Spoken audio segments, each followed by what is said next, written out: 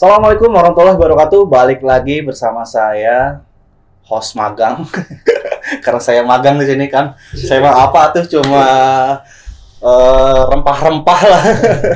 Jadi sekarang kita berada di program Politiking. Kita bikin baru program. Sebelumnya kita sudah ada beberapa program. Ini khusus untuk ngebedah atau ngebahas soal politik, Kang. Yeah. Nah, sudah hadir di tengah-tengah kita Kang Fajari. Dia adalah sekretaris DPD PAN Kota Bogor. Ya, tepuk tangan dulu buat Kang Fajari. Terima kasih Kang Fajari sudah mau hadir. Ini pertama kali ya? Pertama kali, Kang Rama. Baru pertama diundang. Ya, pengen ngobrol-ngobrol juga. Iya. Podcastnya Metro kayak gimana? Iya, siap. Jadi kita mah ngebahas hal-hal yang ringan aja dulu. Siap. Karena kan masyarakat juga butuh hal-hal yang ringan untuk dipahami gitu ya. Kalau yang berat-berat tuh udah banyak lah ya. Obrolan berat. Jadi santai aja kita santai aja, betul. Nih, Kang Fajari kan sudah maju dari PAN itu sejak 2019 ya. 19. Waktu itu di Dapil Timur Tengah. Ya, betul. Terus kemudian terpilih menjadi anggota dewan dengan perolehan suara berapa waktu itu? Saya waktu itu nggak terlalu banyak, sekitar 1.600. 1.600. Di Dapil Timur Tengah itu ada 10 kursi ya? 10 kursi. 10 kursi. Nah, alhamdulillahnya. PAN kursi keberapa berarti? Kursi ke-9. Ke-9 ya, menjelang terakhir. Iya. Alhamdulillah dapat 1 kursi. Kalau sebelumnya di 2014-19 malah ke Timur Tengah Nggak ada ya? Pertama kali. Iya, makanya nggak ada. Ada. Oh, ada. Ada. Siapa waktu itu ya? Waktu itu almarhum Pak Kosasi. Oh, Kosasi. Iya. Berarti memang sudah ada sejarahnya Timur Tengah. PAN dapat kursi. Nah, hari ini kita bicara 2024 nih, Kang. Kan 2024 itu kalau hitungan bulan paling tinggal 8 bulan, 9 bulan lagi ya. Ya, menjelang pemilu dan pemilihan legislatif. Nah, hari ini kesiapan PAN sendiri akan sebagai sekretaris DPD PAN gimana, Kang, untuk menghadapi pemilu itu? Ya, alhamdulillah PAN sudah melengkapi semua pemberkasan. Ya. Hari ini masih DCS ya? Belum DCS. Oh, belum DCS. Belum DCS. Nanti DCS itu kurang lebih di bulan apa ya? Juli atau Oktober. Oh. Artinya sekarang untuk melengkapi kekurangan-kekurangan. Iya. Alhamdulillah dari 50 bacalek semua sudah terisi. Sudah terisi. Kelengkapannya juga mungkin hampir semua sudah lengkap. Sudah lengkap secara administrasi ya? Secara administrasi. Iya. Termasuk dengan persyaratan 30% kota perempuan ya? Iya, malah lebih kita. Oh, lebih? Lebih. Ada berapa berarti? Ada 21 perempuan, sekitar 42%. Oh, melebihi. Yang harusnya 30% kuotanya, ya, melebihi 10%. Kita antusias perempuannya nih di Kota Bogor untuk nyalek lewat PAN besar. Itu kader atau nyomot? Sebagian besar kader. Kader ya? Kader. Tapi ada juga ya beberapa orang yang diambil PAN untuk Nggak banyak juga. Nggak banyak juga. Karena kita punya saya partai Ortompuan. Oh, nah, ya. kita ngambil dari situ. Ketua puannya, sekretaris puan, ketua bidang dan lain-lain itu alhamdulillah antusias untuk nyalek. Iya. Kalau 2019-2024 itu kan ada 3 kursi ya? PAN dapat 3 kursi. 3 kursi. Nah, 2024-2019 ini target berapa kursi berarti, Kang? Ya, kalau setiap partai saya rasakan realistisnya lah. Target sebanyak-banyak. Tapi realistisnya insya Allah 1 dapil 1 orang. 1 dapil 1 orang berarti 5 anggota dewan. Itu bisa menjadi 1 fraksi kan? 1 fraksi, cukup. Nah, hari ini 3 berarti targetnya nambah 2. Insya Allah 2. Nah, untuk nambah 2 ini apa yang sudah dilakukan sama PAN? Kan hari ini misalnya gini ya, PAN ini menjadi partai tengah ya. Partai tengah yang secara ideologi juga tidak sama misalnya dengan PDIP, dengan PKS yang punya ideologi kuat di situ ya. PAN kan tengah. Nah, berarti apa yang disosialisasikan sama masyarakat? Jadi kan kalau PAN itu partai figur. Ya kan, orang memilih personalnya kebanyakan. Ya. Nah, ini udah berapa bulan atau setahun ke belakang ini, alhamdulillah pengurus PAN, kader itu rajin. Mereka sosialisasi, melakukan kerja sosial lah ke masyarakat. Maka ya mereka memperkenalkan diri, terus melakukan kegiatan-kegiatan sosial. Itu sudah mulai intens lah. Tidak hanya di musim kampanye kan? Artinya sebelumnya juga sudah dilakukan. Udah dilakukan. Gitu. Termasuk juga yang dilakukan sama Kang Fajari kan hari ini sudah sering turun juga. Kan kalau kita sudah wajib turun, ya kan? Seminggu adalah turunnya. Jadi nggak cuma mendekati masa kampanye mulai turun. Iya, betul. Ini juga ada beberapa pertanyaan sebenarnya. Termasuk sebenarnya ketika Kang Fajar ini duduk menjadi anggota dewan, apa saja sih yang sudah dilakukan? Kan kebanyakan hari ini politisi termasuk yang misalnya anggota dewan yang baru masuk atau baru terjun tidak banyak yang bisa dilakukan karena kan banyak hal yang harus dipertimbangkan, misalnya teman-teman di komisinya, di dewannya, di partainya dan sebagainya. Nah, Kang Fajari semenjak jadi anggota dewan apa aja yang udah dilakukan? Ya, jadi kan selama masa sidang itu ada 1 kali reses. Iya. Kita turun ke bawah. Setahun sekali berarti? Setahun 4 kali. Setahun 4 kali berarti ya? Setahun 3 kali. Nah, itulah masa kita untuk menampung aspirasinya. Aspirasi mereka di wilayah untuk khususnya infrastruktur dan lain-lainnya. Itu yang formilnya. Informilnya ketika kita turun, sapa warga, ngopi-ngopi. Nah, mereka mengutarakanlah kebutuhan-kebutuhan di wilayah. Nah, inilah yang kita perjuangkan. Gitu. Ada pembangunan buat jalan, terus ada juga ya infrastruktur di wilayah gitu. Dan juga mungkin ada kayak untuk pengurusan BPJS, terus tunggakan ijazah dan lain-lain lah. Jadi anggota dewan hadir di tengah masyarakat ketika jadi ya kan kebanyakan setelah duduk itu ya udahlah ditinggalin gitu kan. Beda halnya dengan Kang Fajari ya. Jadi setelah terpilih pun tetap turun di masyarakat. Insya Allah. Walaupun misalnya bukan agenda reses. Tetap turun. Ya kan turun itu kan nggak harus reses dan nggak harus informal. Sekedar kita datang ke warga, ngobrol-ngobrol, ngopi, ngalor ngidul, itu juga kan bentuk dari perhatian kita. Syarat aspirasi. Ada misalkan kawinan anaknya atau sunatan, kita sambil datang ngobrol, ngopi. Nah di situ kan mereka ada aspirasi mereka lah, yang pasti keluar lah, menyampaikan unek-unek. Kebanyakan karena mereka curhat sama dewan. Apa tuh curhatnya? Macam-macam, dari mulai anak sekolahnya biayanya, biaya lahiran dan segala macam. Itu maksudnya minta dibiayain? Ya kan dewan ada keterbatasan, ya kan. Bisa aja kalau ada rezeki nambah-nambah, atau kalau tidak ya kita cari program. Ya kan diperjuangkan di dewan ya, misalnya melalui dinas terkaitnya. Betul. Kan kita ada bansos, ada hibah dan lain-lain lah. Ada juga mungkin dari CSR perusahaan yang bisa kita perjuangkan juga. Iya betul. Ini menarik sebenarnya kita menghadirkan atau kedatangan Kang Fajari. Kang Fajari ini kan adik kandung dari Wali Kota Bogor, Kang Bima Arya. Adik kandung yang keberapa berarti Kang? Nomor urut berapa? Nomor urut belum keluar, nanti DCT. Oh ya, maksudnya nomor berapa? Nomor urut ya, situ aja. Jadi yang saya pertama bersaudara. Tiga bersaudara. Kang Bima, ada kakak saya yang perempuan Teh Gia. Oh berarti terakhir? Bungsu, ketiga. Ada terakhir. Memang rada beda kalau bungsu. Rada ini bader nggak? Ada masanya. Iya. Nah maksudnya gini, ketika Kang Fajari terjun ke politik, terus kemudian Kang Bima juga lebih dulu sudah masuk ke politik melalui PAN dan akhirnya menjadi wali kota, kan berarti di situ ada bergantungan nama, istilahnya dompleng nama. Nah itu yang dilakukan sama Kang Fajari nggak? Menggunakan nama besar kakak gitu untuk kampanye, untuk turun segala macam. Gini, Kang Rama, kalau adik kandung nama itu bawaan lahir. Ya, given. Mau tidak mau ya kita harus pakai. Kalau nggak harus ganti nanti kartu keluarganya. Dicoret. Cuman membuktikan bahwa kita itu beda. Kita itu dipilih bukan karena nama besar keluarga, kakak atau lainnya. Dipilih memang kita ya ada niat tulus, ada kerja, ada bukti, ada usaha buat masyarakat, ya kan? Ya kalau saya dikenal sebagai adiknya Kang Bima, yang mau nggak mau memang saya adiknya, nggak bisa lagi saya pungkiri gitu kan. Tapi saya juga harus membuktikan, tidak hanya mendompleng nama besar saja. Gitu kurang lebihnya. Berarti kalau selama ini yang mengenalkan politik Kang Bima, kalau dan yang ngajak gabung ke PAN juga Kang Bima. Nah gini, sebenarnya Kang Bima itu nggak pernah mengajak atau mendorong, ya kan. Saya kan ikut mendampingi Kang Bima itu 2 periode. Periode pertama dan kedua, ya kan. Nah, saya mulai tertarik di periode kedua.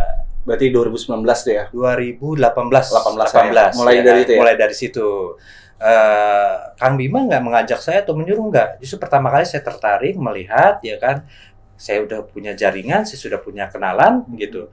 Kenapa nggak saya, sudah ada modal dasar lah ya. Nah, baru saya minta izin. Artinya saya sounding lah ke Kang Bima. Kang Bima support, gitu. Bukan berarti memanfaatkan nama besar, tapi karena sudah ada usaha yang dilakukan sebenarnya dari 2018. Ya, betul. Nih, Kang, berarti kalau 2024 ini potensial terpilih lagi akan besar karena kan sudah jadi incumbent ya. Target berapa suara berarti? Dari kemarin 1.600. 1.600 berarti jadi berapa ini? Ya kalau misalkan saya masih 1.600 berarti saya nggak kerja. Iya, nggak ngapa-ngapain kan. Tolong ukurnya itu. Tolak ukurnya itu, ya kan, realistis lah. Ya kalau saya sebutin angka atau jumlah takutnya nanti sesumbar gitu kan. Kita lihat aja nantilah tahun 2024. Proyeksi aja lah, proyeksi misalnya proyeksi, ya. Di atas itu pasti kan. Ya insya Allah di atas itu, ya kan. Tapi untuk angka pastinya kan kita nggak tahu. Yang penting kita ikhtiar, kita berusaha lah. Ya, usaha aja dulu. Nah, saya sih punya punya tugas kewajiban yang membesarkan partai, khususnya di dapil saya, gitu. Dan umumnya di Kota Bogor lah. Dengan Bogor dengan PAN hanya 3 kursi, itu harus lebih nanti, gitu. Minimal 5 kursi, syukur-syukur bonus bisa lebih. Gitu. Artinya di dapil saya juga harus kerja keras dan saya harus menyemangati teman-teman lain di dapil lain juga untuk semangat untuk memperoleh suara terbanyak. Iya. Nah, kalau hari ini kan tugasnya tidak hanya berjuang di dapilnya sendiri, tapi kan Akang punya amanah sebagai sekretaris ya. Betul. Sekretaris DPD PAN. Nah, selama menjadi sekretaris itu apa yang sudah dilakukan melalui program misalnya di DPD PAN yang berkaitan dengan kemasyarakatan? Atau misalnya ya program-program di PAN itu yang menyentuh masyarakat apa aja misalnya. Kalau sekretaris kan job desk-nya internal ya, lebih banyak surat menyurat kayak gitu ya. Administrasi ya. Penguatan internal, pelatihan di internal ini sudah dilakukan untuk pelatihan saksi, pelatihan kader dan lain-lain. Sudah dilakukan. Itu rutin ya? Ada agendanya per bulan, per tahun kita sudah agendakan. Nah, kalau untuk ke masyarakat, yaitu kita tergantung komunikasi koordinasi kita dengan DPC, dengan wilayah gitu. Kecamatan betul ya? Iya, dengan kecamatan. Tapi minimal ya saya memberikan contoh atau semangat kepada DPC untuk membantu masyarakat, gitu. Nggak hanya ada dewannya yang bisa membantu, tapi DPC juga sebagai perwakilan partai di kecamatan bisa sebagai penyebatani kebutuhan di masyarakat, gitu kan. Iya. Nah, ini kan di PAN ini sebenarnya ada satu momok juga karena kan pendiri PAN Pak Amin Rais itu kan bikin partai baru Umat. Nah, ini akan mempengaruhi nggak suara-suara di PAN? Mungkin pengaruh iya, tapi nggak signifikan ya. Kita punya pasar masing-masing. Yeah. Dan juga kan kita PAN ini sudah berdiri dari tahun 1997 ya kan. Reformasi lah. Artinya kita dari PAN itu sebagai pionir reformasi. Iya. Karena kan Pak Amin Rais juga tidak lepas dari sosok atau figur yang dulu juga ikut membesarkan PAN kan. Sehingga mungkin secara tidak langsung ada loyalis yang juga ikut pindah. Ada nggak kayak gitu? Ada. Nah, itu jadi musuh nggak itu? Nggak juga. Nggak ya? Secara personal kita tetap hubungan baik. Tapi ideologi politik kita berbeda. Tapi kan kayak perjuangan yang dilakukan sama Umat juga nggak beda jauh kan dengan PAN ya, secara ideologi ya? Iya. Nah, balik lagi. PAN dan Umat saya rasa itu partai figur. Ya kan, orang akan memilih figurnya. Sama ketika di Umat figurnya bagus, masyarakat akan memilih. Di PAN figurnya bagus, masyarakat akan memilih. Iya. Jadi memang bisa dilihat lah perbedaannya lah ya. Secara kasat mata juga bisa dilihat bahwa hari ini yang diperjuangkan PAN misalnya tentang apa dan Umat juga tentang apa. Pasti ada garis besarnya di situ. Nih Kang Fajari ini kan sudah jadi anggota Dewan tuh 5 tahun ya dengan tahun ini ya? 4 tahun, insya Allah. Agustus 2019 Agustus berarti 4 tahun. 4 tahun, tahun ini 4 tahun. Agustus 4 tahun. 4 tahun ini ya? 4 tahun. Berarti yang ke-5 tahun itu di bulan Agustus 2024 harusnya ya. Tapi kan karena pemilunya ditarik, dimajuin. Nah, selama 4 tahun atau kurang lebih 5 tahun kurang itu, ada yang merasa belum tercapai belum perjuangannya? Ya, kalau dibilang ada mungkin ada ya. Khususnya ketika aspirasi warga ini baru disampaikan ke saya setahun belakangan ini. Contoh misalnya apa tuh? Misalkan ada untuk pengajuan renovasi musola atau infrastruktur jembatan, ya kan. Atau juga misalkan ada program-program kesehatan yang belum direalisasikan. Kang, ini nyambung itu. Nah, saya tahu pasti mau ngomong apa. Karena Akang kan punya usulan segala macam, terus kemudian kakak jadi wali kota, punya privilege gak?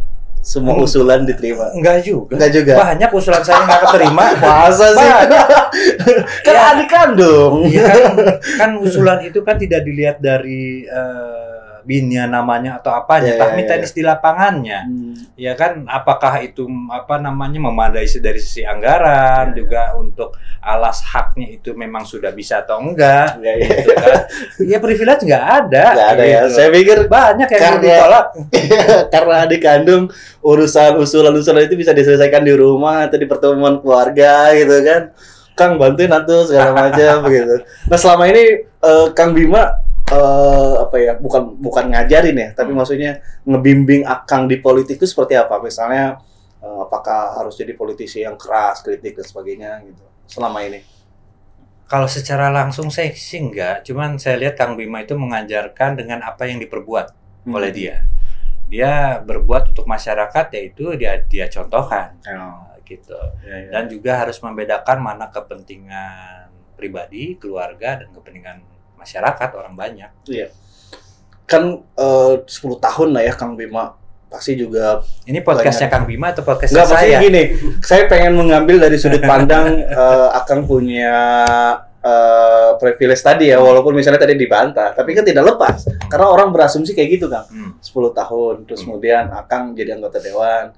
Nah, dengan posisi sekarang jadi sekretaris DPD PAN juga karena dorongan Kang Bima atau? Enggak juga. Ketika masalah partai, Kang Bima lepas, nggak ikut. Kalau misalkan ada intervensi Kang Bima, saya jadi ketua DPD dong. Iya, justru itu. Maksud saya gitu, kenapa nggak jadi ketua DPD? Iya, karena tidak ada intervensi, belum waktunya saya. Itu tujuannya sebenarnya. Padahal kan secara gampang bisa dianalogikan kakaknya wakil ketua PAN itu, masa adanya nggak bisa untuk jadi ketua di DPD gitu. Ternyata memang tidak bisa disamakan atau misalnya tidak bisa disamaratakan bahwa itu akan berbanding lurus dengan apa yang menjadi kewenangannya gitu ya sebagai wakil ketua. Nih Kang Fajari, pemilu 2024 itu kan tinggal 8 bulan. Sementara di sisi lainnya juga ada pilkada ya di November 2024. Nah, ini PAN sudah mempersiapkan belum untuk orang yang akan melanjutkan generasi setelah Kang Bima ini gitu? Kita masih fokus. Apa Kang Fajari yang muncul? Kita masih fokus di pileg dulu kan. Oh, masih fokus di pemilu. Nanti kalau ada nama-nama bermunculan ya mungkin itu setelah pemilu. Kalau di internal sendiri ya mungkin kita masih belum ada keluar nama. Oh, belum ada pembahasan sama belum sekali. Belum ada pembahasan untuk pilkada dari kandidat dari PAN untuk pilkada berikutnya belum ada. Misalnya dalam rapat pleno, belum. Rapat apa gitu ya di internal. Itu nanti kan akan diputuskan nama itu di Rakerda tingkat kota. Iya, kapan berarti itu? Di 2024. Di bulannya belum ketahuan. Oh, setelah pemilu. Berarti kan pemilu Februari antara Maret, April gitu ya. Karena gini, ada juga yang menilai Kang Fajari juga punya peluang, punya potensi untuk bisa ikut kontestasi juga gitu. Menurut Kang Fajari gimana tuh? Ya kan semua orang punya peluang lah untuk ikut pilkada. Kang Ramanya juga punya, bisa, yang lain bisa gitu. Tinggal masyarakat memilih atau enggak gitu kan. Kan semua berdasarkan hasil survei juga rata-rata partai politik. Ya kan, ketika ambisi seorang besar tapi hasil surveinya kecil, ya kan ini tidak tidak realistis lah. Tapi kalau bicara tadi realistis, berarti PAN juga punya potensi untuk mengusung atau misalnya mengusung calon ya, atau misalnya cuma jadi pendukung. Ya saya rasa semua partai ingin menjadi pengusung ya, ingin menjadi partai koalisi lah. Karena 10 tahun ini kan jadi pengusung terus tuh. Pengusung. Ya. Walaupun misalnya cuma 3 kursi ya. 3 kursi. Selama 2014, 2019 itu kan 3 kursi ya. PAN sendiri 3 kursi, depan koalisinya kan koalisi besar. Iya, koalisi besar. Artinya punya pengaruh di situ. Ya. Nah, maksud saya kalaupun misalnya nanti 2024 misalnya target 5 kursi tapi misalnya cuma balik lagi 3 tapi punya bergen untuk mengusung lagi karena secara histori 3 kursi itu bisa mengusung sendiri. Makanya kita lihat hasil pileg dulu nih. Sekarang 3 kursi ya kita lihat PAN berapa kursi nanti. Iya. Tapi kalau dari survei internal sudah ada ini belum Kang untuk pileg maupun dengan pilwakot? Sudah ada survei-survei kecil-kecilan internal? Ya kalau internal sih ya internal ya. Kalau untuk pileg kita ada kenaikan lah. Berapa persen? Dari berapa ke berapa? Apanya nih? Suaranya total. Kemarin itu kan kita 2019 itu berapa? 3.000 ya kurang lebih ya. 2019. Survei internal itu di tingkat Kota Bogor ada kenaikan kurang lebih sekitar 50%-an ya. Berarti 50-an ya? Kurang lebih 50-40-50-an ribu. Nah ya. Dengan target kayak gitu realistis kan? Kalau 1 dapil 1 realistis. Realistis ya. Hitungannya kita menjaga dapil yang sudah terisi, 3 dapil. Nambah 2 dapil lagi itu di mana? Bogor Utara dan Bogor Selatan. Bogor Utara dan Bogor Selatan. Nah, isi-isinya caleg hari ini pandangan Kang Fajri sebagai sekretaris lihat gimana? Konstelasi yang ada caleg sekarang di Bogor Utara dan Selatan itu 1 kursi 1 saya optimis. Di Utara dan di Selatan. Dan di Selatan. Kan hari ini yang menjadi dapil dapil neraka itu termasuk di selatan juga karena banyak orang-orang besar incumbent juga. Orang bintang selain di barat di selatan juga menjadi dapil neraka sebenarnya. Nah, siasatinya untuk memenangkan dan berhasil membawa 1 kursi itu apakah yang dilakukan? Sama DPD lah, akan sebagai DPD. Ya kita mencari caleg potensial, baik itu tokoh masyarakat, tokoh agama, pengusaha, atau struktur dari DPC sendiri yang tahu wilayah. Misalnya ketua DPC-nya ya. Ketua DPC-nya. Ya, itu sudah pasti dapat jatah kursi lah ya.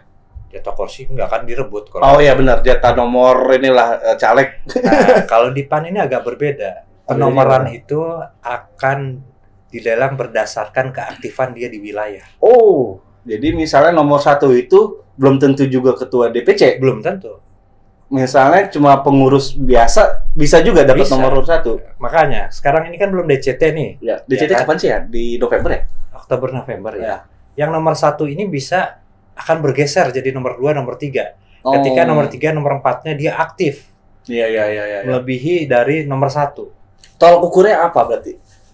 Maksudnya tolak ukur kan aktif nih. Tolak ukurnya aktifan turun ke wilayah. Nanti akan koordinasi dengan Bapilunya kita dengan DPC-nya. Iya, maksudnya tolak ukurnya apakah nanti ada survei lagi gitu ya? Misalnya ternyata memang aktif. Kan kelihatan secara kasat mata dari sosial media udah kelihatan. Laporan dari masyarakat kelihatan gitu. Nah, itu jadi bahan penilaian kita. Iya. Terus kemudian kalau yang tadi nomor urutnya sudah ditentukan 1 ternyata turun, apakah nggak kecewa dan sakit hati? Ya kecewa sih biasa, tapi kan di politik begitu. Kita demi agenda yang lebih besar, hanya untuk menyenangkan 1 orang agak susah juga. Susah sih. Iya kan? Kita gimana caranya partai besar, siapapun orangnya, dia yang harus bisa membesarkan partai. Kang, di PAN itu hari ini kan 3 kursi ya di 2019-2024 ini. Kemudian menjadi proyeksi 5 kursi dengan tambahan sekitar 50% suara ya dari 2019. Nah, 5 kursi ini kira-kira sudah puaskah atau misalnya nanti ketika 2029 akan terus bereskalasi nambah segala macam gitu? Ya pastilah, targetnya. Segala sesuatu kan kalau manusia tidak ada puasnya. Apalagi partai politik pasti dituntut untuk lebih. Ketika mencapai 5 kursi, periode berikutnya kita dituntut untuk mencapai 7 kursi. Tapi kan secara nasional, PAN hari ini juga menjadi papan tengah lah ya. Betul. Nah, maksud saya, apakah itu bisa disebut sebagai target yang realistis? Kalau untuk tingkat kota, saya rasa realistis ya. Untuk Kota Bogor nih kita bicara. Tapi untuk nasional mungkin ada perbedaan. Dengan tingkat kota yang sekarang kita sudah lakukan dari setiap kader, juga kan kebetulan Kang Bima salah satu pengurus di DPP juga, ya kan. Nah, itu juga sebagai bahan pertimbangan kita untuk membesarkan PAN juga. kalau misalnya PAN hari ini dapat 5 kursi misalnya seandainya ya, PAN mendapat 5 kursi dan punya fraksi sendiri ya, terus kemudian wali kotanya bukan, atau misalnya masih tetap orang PAN, akan tetap membawa PAN menjadi partai atau fraksi yang kritis, atau ya biasa aja karena kita udah dapat 5 kursi, punya wali kota dan sebagainya gitu. Kalau saya pribadi ya, Kang Rama, selagi kebijakan itu pro ke masyarakat, kita akan support. Tetap support. Tetap support. Tapi kebijakan itu tidak menguntungkan masyarakat, ya kita harus kritis. Karena gini, PAN hari ini kan, kalau saya pribadi, mohon maaf kalau salah, secara pribadi menilai yang kritis di PAN misalnya, ya Kang Fajari mungkin muncul, tapi kan tidak seintens dan sebagainya. Ada juga partai-partai yang lain juga tidak intens. Artinya banyak anggota dewan yang hari ini secara kasat mata dilihat tidak memainkan perannya gitu, fungsinya sebagai anggota dewan, karena kritiknya tidak ada segala macam, apakah karena PAN sebagai partai pengusung atau apa gitu. Kan disayangkan gitu ketika sudah menjadi anggota dewan, sebagai fungsinya tupoksinya controlling, tapi tidak dimainkan peran itu gitu. Ya jangan-jangan pemerintah kotanya sudah benar. Bisa aja dibalik. Bisa aja dibalik ya. Tadi saya mau ngejar ke situ bahwa PAN harus tetap kritik gitu segala macam. Terus kemudian gini Kang, di DPD PAN sendiri misalnya ada caleg-caleg yang potensial misalnya ya. Terus kemudian ada titipan dari DPP segala macam. Nah ini kadang prioritas ini diberikan kepada siapa? Pasti ada ya. Karena saya punya temuan gitu Kang di partai mana gitu ya. Ada. Saya nggak sebutkan. Oh ini ada DPP nitip orang segala macam. Sementara kita di internal juga punya kader yang mumpuni. Ada gejolak di pimpinan di BPH. Di ketua, bendahara sama sekretari ya. KSB gitu. Nah, Akang sendiri pernah mengalami itu juga kan? Ada, saya ditelepon minta nomor 1. Kan kayak gitu. Ya, kan? Ya, tapi saya tegas balik lagi ke agenda partai, kepentingan partai yang lebih besar. Kalau yang direkomendasikan ini dia aktif, direkomendasikan ini dia potensial, oke, itu jadi bahan pertimbangan. Ya, tidak masalah. Tapi ketika orang baru, bahkan orang Jakarta, ya kan? Yang nggak tahu apa, itu kan riskan buat partai, iya kan? Lebih baik yang pasti, yang jelas, dan kita berdasarkan hasil pleno penomor urutan, dihadiri oleh pimpinan DPC, pengurus harian, MPPD, ALEK dan lainnya. Jadi ketika itu jadi suatu sanggahan, ini bukti kita kuat, putusan kita kuat, gitu. Dan hasil pleno nomor urut ini akan kita evaluasi lagi 3 bulan ke depan. Nomor 1 ini kerja nggak? Nomor 1 ini aktif nggak? Ya kalau enggak, ya kita berikan kepada yang lebih aktif. Berarti secara umum tidak memprioritaskan siapapun ya, tidak menspesialkan siapapun gitu ya. Karena ada juga beberapa partai karena tadi beban, ada titipan dari DPP, dari DPD Jabar misalnya, akhirnya mengorbankan kader-kader. Nah, di PAN dipastikan tidak ada kayak gitu. Insya Allah nggak ada. Jaminannya apa berarti, Kang? Jadi sekarang kan nomor urut sudah sudah kita plenokan, sudah kita kasihkan ke KPU. Oh, iya. Nomor 1 semuanya orang Kota Bogor semua. Siapa aja sih? Ininya apanya? Nomor urut 1-nya gitu. 1 Timur Tengah, kebetulan saya. Nah, Kang. Jadi yang 3 incumbent itu putusan dari DPP wajib nomor 1. Nomor 1. Yang utara dan selatan, utara ada Teh Irni. Nah, dia salah satu pengurus juga dan aktif juga. Yang nomor 1 di selatan sejauh ini Habib Faisal Alatas. Di selatan. Iya. Karena kan ini kalau misalnya tayangan ini tayang sebelum undang-undang pemiluan itu ya, di MK belum diputuskan, dengan misalnya sistem terbuka tertutup, nomor 1 sudah dipastikan jadi kan. Ya. Pandangan Kang gimana tuh? Kalau dilihat dari orangnya sekarang, tidak terlalu beban moral karena mereka sudah aktif di wilayah. Tapi kalau secara pribadi dan pengurusan partai, saya lebih setuju terbuka. Karena fair buat orang untuk berjuang untuk masyarakat, tidak ditunjuk. Jadi ketika pemilu terbuka ini kan caleg dari nomor 1, nomor 10 punya peluang yang sama. Dia akan bekerja semaksimal mungkin untuk mendapatkan suara terbanyak. Nah, menurut saya lebih fair gitu.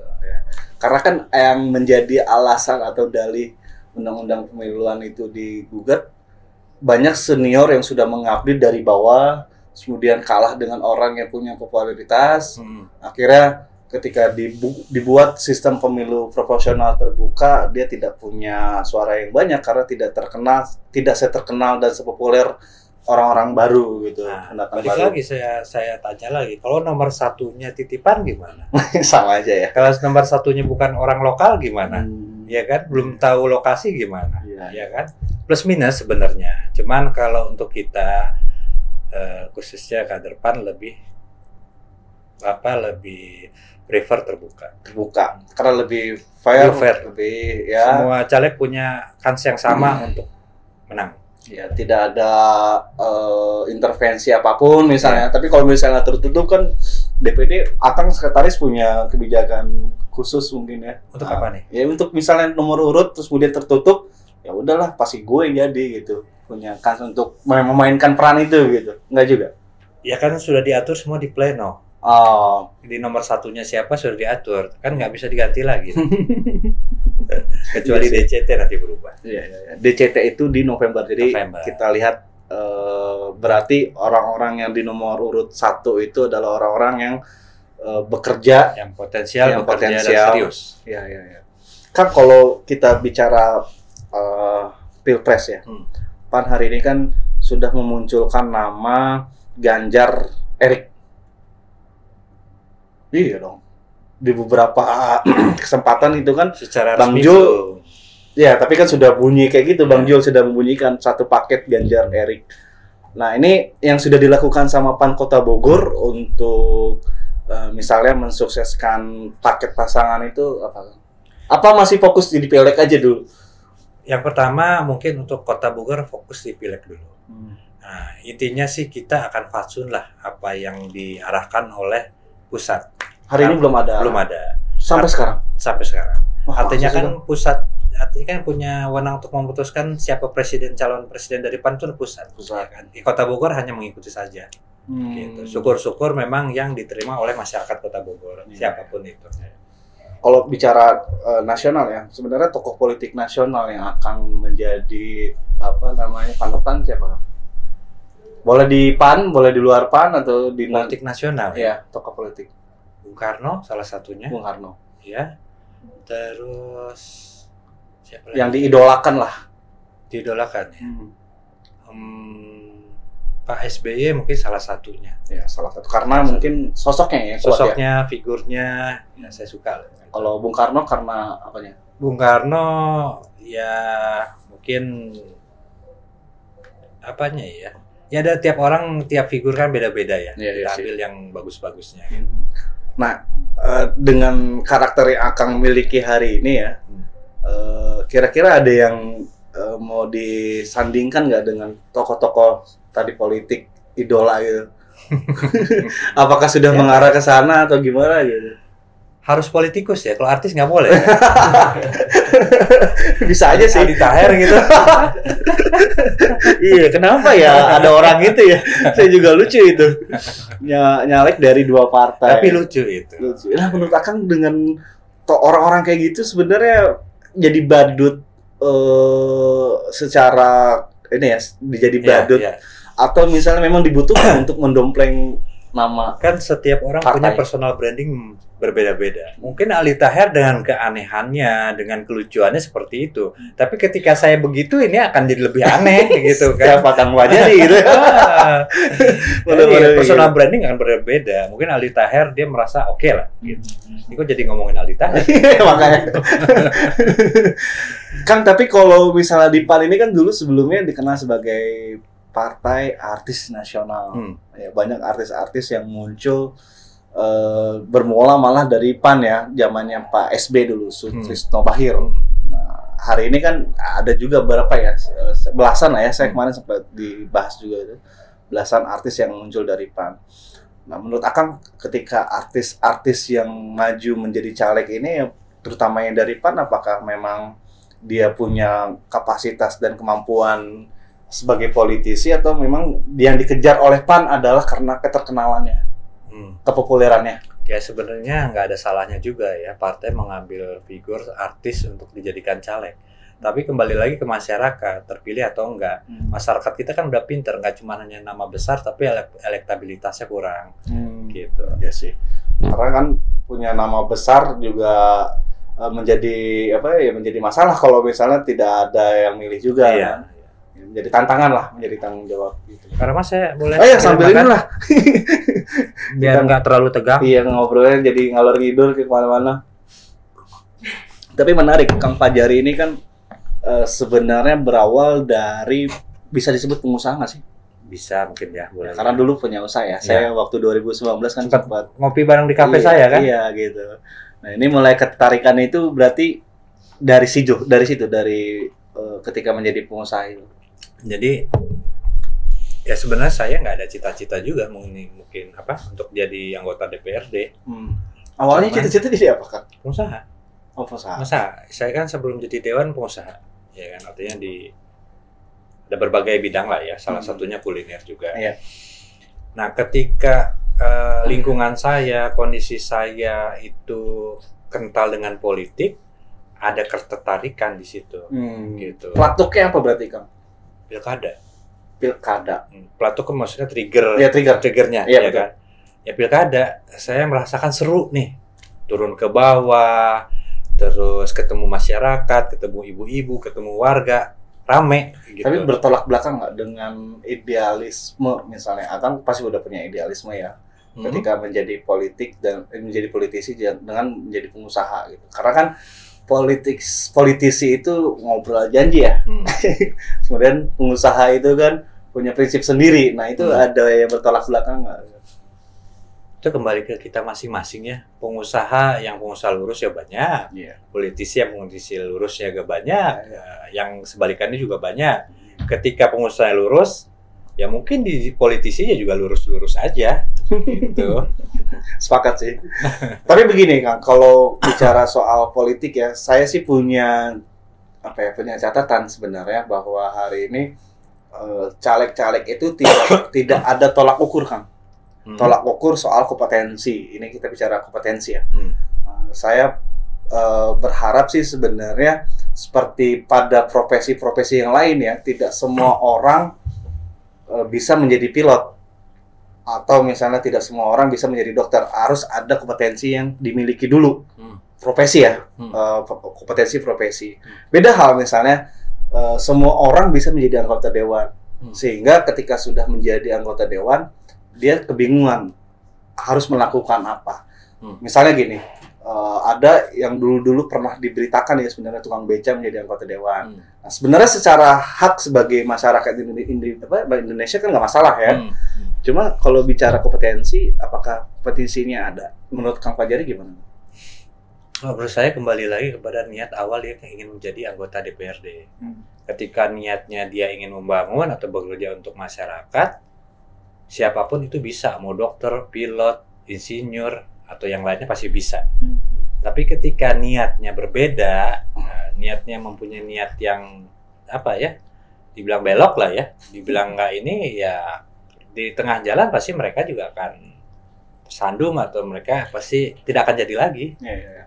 Sebenarnya yang mau saya sampaikan garis besarnya, sepakat nggak dengan adanya kompetensi, misalnya pendidikan politik. Sama kayak misalnya kita ya di media ini kan ada uji kompetensi ya, UKW ya, uji kompetensi wartawan. Misalnya yang wartawan baru itu bisa disebut wartawan setelah lulus menjadi wartawan muda dengan sertifikat muda. Nah, caleg kan tidak ada seperti itu, perlu adanya uji kompetensi. Ya kalau dibuat uji kompetensi sih ya bagus-bagus aja. Sepakat lah ya, sepakat ya. Selagi itu untuk membentuk karakter dewan kan, ya, maksudnya betul. Ketika sudah sudah terbentuk nih. Iya betul. Ya kan? Ketika jadi anggota dewan cuma ngisi absen aja kan sayang kan. Ya. Yang diperjuangkan nggak ada gitu, malah memperjuangkan diri sendiri jadinya. Karena banyak hari ini. Ya mohon maaf ya Kang ya, saya terbuka aja dewan ketika berhadapan dengan teman-teman wartawan, media ditanya apa, jawabnya apa. Bahkan ada yang udah terserah aja tulis apa yang menurut Akang aja kan misalnya gitu. Kan sayang sebenarnya. Nah ini kenapa saya coba buka soal kompetensi itu gitu. Ya mudah-mudahan ke depan, termasuk Dipan sebelum mengajukan calegnya, ada semacam kayak gitu. Iya. Ada nggak sih? Ada. Kita pendidikan lah. LKAD, latihan kompetensi dasar. Oh, sudah ada. Ada. Wajib. Prosesnya gimana? Pelatihan 3 hari. 3 hari ngapain aja? Itu ada materi pasti ya. Materi pasti. Semi militer atau biasa aja? Itu lebih ke materi sih, penambalan materi. Yang disampaikan apa aja tuh? Materinya maksudnya kebangsaan, leadership, terus tadi mengenai psikologi apa sih yang dicita-citakan jadi anggota DPRD gitu. Tujuannya apa ada iya, gitu. Yang perjuangannya apa gitu ya. Iya. Terus ada mekanisme lulus nggak lulus atau semuanya pasti lulus? Karena kan harus ada ujiannya tuh. Iya, memang mayoritas lulus tapi nilainya berbeda-beda. Oh, ada nilai. Ada nilainya ya. Ada pengelompokan nilainya. Iya. Karena mungkin yang perlu disampaikan gitu, kompetensi anggota dewan maupun misalnya nanti di pilkada sebagai calon wali kota juga perlu. Saya pikir ya, saya pribadi pikir perlu ada uji potensi itu biar masyarakat juga bisa menilai dan mendapatkan calon pemimpinnya itu sesuai dengan ekspektasinya. Karena mohon maaf sekali lagi saya sampaikan bahwa ada tuh yang dewan tiba-tiba di ujung aja itu. Akan melakukan itu juga nggak? Ya, tiba-tiba bisa menilai sendiri lah.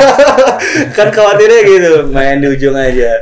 Terus kemudian gini Kang, sebenarnya menjadi anggota dewan itu modal dasarnya apa sih Kang? Materi sudah pasti kan karena butuh akomodasi transportasi. Materi pasti tapi bukan utama. Modal dasarnya apa? Silaturahmi. Karena kan mungkin juga nanti ada yang nonton nih pengen jadi anggota dewan, modal dasarnya apa? Niat, lurusin niat dulu jadi anggota dewan. Itu modal niat dasar. Lurus itu diniatkan untuk apa misalnya? Ya untuk masyarakat. Mengabdi untuk masyarakat. Mengabdi masyarakat. Pertama itu. Yang kedua? Yang kedua ya tadi menjalankan tugas pokok untuk dewan. Gitu. Iya. Kalau mau kaya mah jangan di dewan kan? Jadi pengusaha. Iya. Tadi kan udah jadi pengusaha terus terjun ke politik jadi anggota dewan. Berarti bukan karena mengincar nambah harta. Kan kita juga nggak bisa tutup mata ya. Pasti ketika ketemu masyarakat juga buat ngopi-ngopi mah pasti butuh. Artinya kan butuh materi di situ kan, butuh modal. Sementara ada misalnya yang punya semangat, punya niat segala macam, sementara materinya nggak ada, ya susah juga gitu. Yang dipersiapkan juga termasuk materi. Tapi kan banyak juga anggota dewan yang jadi dari basic tokoh masyarakat atau tokoh agama. Siapa? Yang hari ini? Nanti saya sebutkan partai lain. Ada lah pasti ya. Ada. Dia tidak terlalu banyak keluar kos, tapi dengan keaktifan dia di masyarakat dari sisi agama, dia jadi. Karena modalnya keaktifan di masyarakat. Ya. Karena juga yang dari aktivis juga ada ya, kayak mantan ketua PAN kan Bang SP juga dulu aktivis. Dan itu menjadi modal dasar juga, termasuk tadi aktif di masyarakat, itu juga jadi modal dasar juga. Oke, ada yang mau ditanyakan juga dari Cindy atau Bayu? Ada yang mau nanya nggak dari itu ya? Kan biasanya kan lagi rame-rame tuh pejabat koleksi barang-barang mewah gitu. Kalau Bapak jadi ada nggak sih koleksi mewahnya apaan gitu? Koleksi mewah. Koleksi mungkin jamnya mahal nggak? Rolex ya? Ini mau sebutin harga 350.000 di online shop.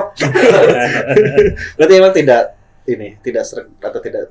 Ya kalau saya diajarkan sama orang tua, ya kita apa adanya. Jangan segala sesuatu jangan berlebihan. Jadi kalau memang kita mampunya beli 3 ya 3, mampunya beli 2 gitu.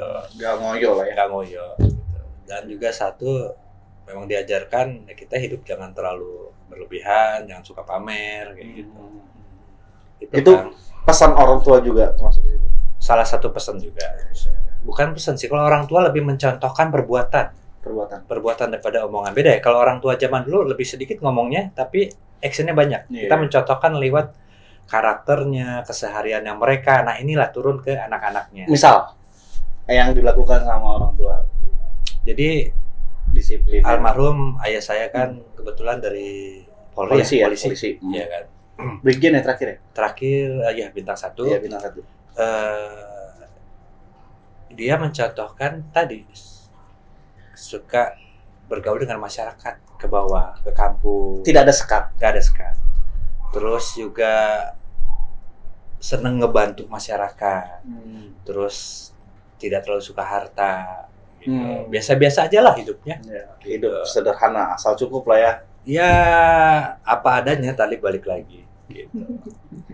Iya. Kang, ini terakhir ya, jadi anggota dewan dengan gaji yang Akang tahu gitu sebenarnya cukup nggak? Ya buat karena kan gini, anggota dewan juga punya tanggung jawab terhadap konstituennya kan. Karena ada kegiatan nikahan, acara besar Islam segala macam gitu ya. Ya kalau buat keluarga insya Allah alhamdulillah cukup. Nah untuk sisanya ke masyarakat gimana pinter-pinternya kita ngatur aja lah, gitu. Jadi komposisinya ya tinggal diatur. Ke keluarga berapa, untuk ke masyarakat berapa. Kita kan kalau mau ke warga kan ya tadi perlu untuk ngopi, rokok gitu kan. Ya diatur aja. Lebih baik sedikit-sedikit sering daripada nanti tiba-tiba harus sekali turun besar gitu. Iya, karena kan juga ada ya, misalnya karena tidak cukup akhirnya melakukan sesuatu yang melawan hukum segala macam. Akan nggak pernah ini kan? Insya Allah mudah-mudahan enggak. Gitu. Makanya kalau saya ke warga itu, saya bilang apa adanya. Kalau saya bisa bantu, saya bantu. Saya bilang nggak ada, ya saya belum bisa, saya bilang belum bisa. Gitu. Ketika saya bisa bantu, misalkan 3, ya saya bantu 3. Itu juga yang tadi disampaikan. Jadi anggota dewan itu bukan untuk mengejar kekayaan. Iya. Pengen jadi pengusaha. Kalau mau kaya, menjadi pengusaha. Ya.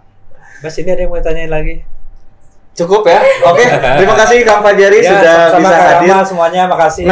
Nanti kita ngobrol lagi, terutama mungkin soal pilkada ya. Siap. Karena kan yang menjadi isu-isu seksi kan juga soal pilkada juga. Mungkin setelah pileg atau apa gitu, Kang Fajari kita undang lagi.